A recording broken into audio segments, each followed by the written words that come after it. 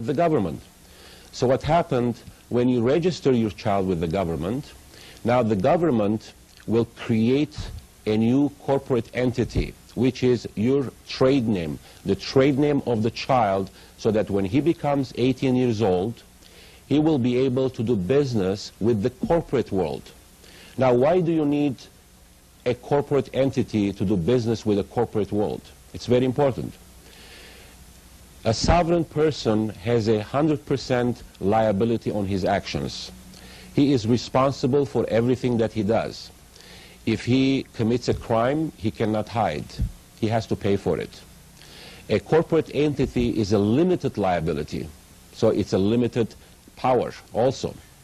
So you cannot do business with a corporation because it doesn't work in natural law. A corporation can do business with a corporation.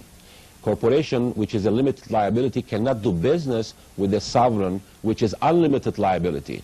One person over here taking full responsibility, and another person is not taking any responsibility. It doesn't work.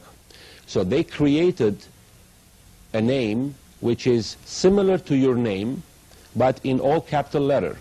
Now, if you go in English grammar, you will see that proper nouns, proper English doesn't recognize all capital letter. It's always upper and lower case. So the child's name, its Christian name, it's upper and lower case. It represents the child. However, when you register, the government will create a corporate entity, which is your trade name that you will be doing a business with the corporate world, and it's going to be all capital letter. Now, in order to verify this, you're going to have to go to your wallets, and you're going to have to get all your documents out, and you will see that not even a single document will spell your name upper lower case. Everything is in capital letter. And the reason why, because those wonderful benefits and cards, it's not issued to you per se. It's been issued to your trade name. So if you have a Social Security card, that's not yours. That's for the trade name. The trade name has a Social Security card. The trade name has a driver's license, passports, and credit cards. And you will see everything in capital letter. Now, you can go to the bank to verify this and ask them if they can spell your name on their computer upper lower case. The teller probably will say, no problem, I'll do it. And as soon as she starts typing, even though their computer is the same as any other computer, you can do upper lower case or capital letter. When she starts typing upper lower case, the computer will input all capital letters. She's going to say, I don't understand this. How come I keep punching upper lower case, but it's all capital letter? Well, I guess that's the way the computer is set up. Well, the system is set up this way because that bank account, it's not yours. The bank account, it belongs to the trade name, all capital letter. Now, you are the authorized signature. You're not the owner. If you want to check on that, if you have personal checks where there is a line where you have to sign, well, it looks like a line, but it's not. That's small writings that you have to magnify 40 times, and it will say authorized signatory. It doesn't say owner. Of course, you're not going to see it if you check it right now, but if you have a magnifying glass, you will see that it says authorized signatory. Because your signature, basically, you're putting on the check on somebody else's account. It's not your account. It's the corporate account. So what we're trying to say is there are two entities involved, which people, most of the people, they're confused by saying, well, my name is Vic Bedian, so I have a Social Security number, I have a driver's license. No, you don't. Upper lower case, the human being, flesh and blood, you cannot have any privileges. Some people, they say, I would like to get my sovereignty. What do I do? And I keep telling them, you are a sovereign. You cannot just take it back. You are a sovereign. Now, if you think you're not a sovereign, you're in the wrong place. You are a sovereign. You're created by God. You're a flesh and blood. You are a sovereign. You're accountable for every single action that you do in your life. However, you surrender your sovereignty as soon as you get involved in contracts. And that happens when you are 18 years old and you start getting involved in Social Security, you're getting involved getting a driver's license, you're getting involved by signing the 1040. All these privileges, you do it voluntarily. Now, no one is putting a gun in your head to get involved. However, the system is set up in a way that by the time you're 18, you are a good citizen. The schools, they're going to teach you how to file your taxes. They will basically tell you that you need to get a degree, a job, and you need to pay your taxes so that you can help the country. I have no problem by helping the country. I have no problem by supporting the country, the wealth. However, I do have a problem personally to pay to a third party, not to the benefit of our country, to the benefit of whoever set up this system, which is the international bankers. Now, let's talk about this UCC and what it means to us. Of course, there is natural law. No one can take it away from us. There is the common law, which is English law. And the common law, it's not written, by the way. However, we have books on the common law. And then there is the commercial law.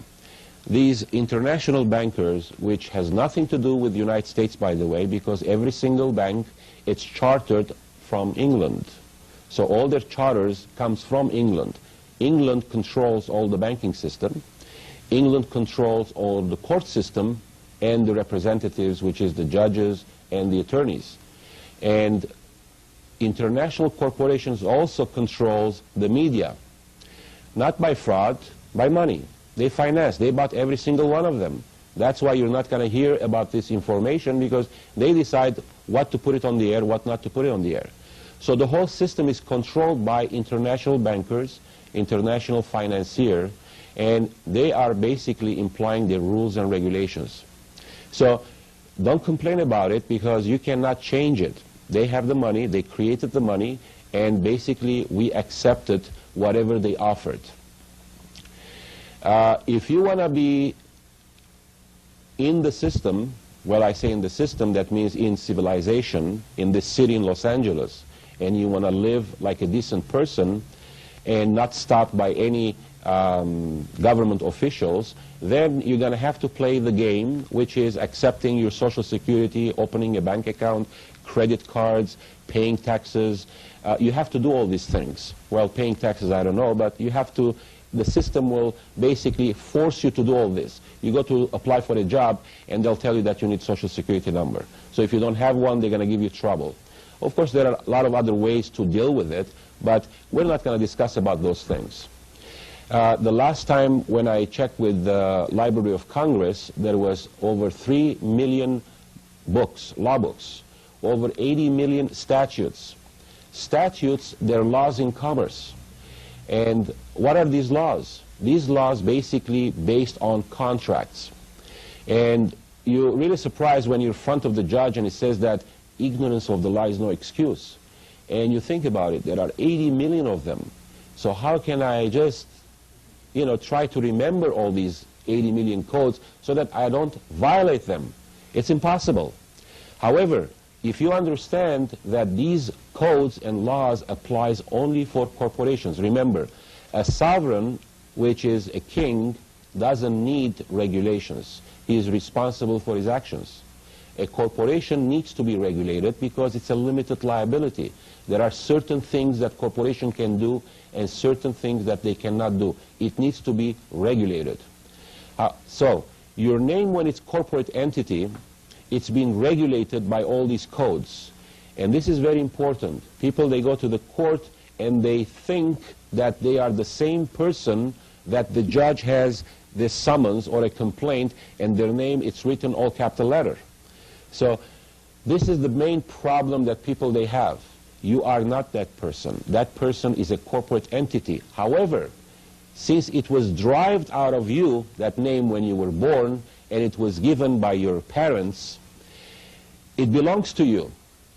But it doesn't matter what you own in this country. It matters who controls it and who has a security interest. Since you never claimed your property, the government assumes the ownership. Assumes the ownership doesn't mean that they're the owners, but they assume that they have a security interest because it was given to them so that they can use it. What the government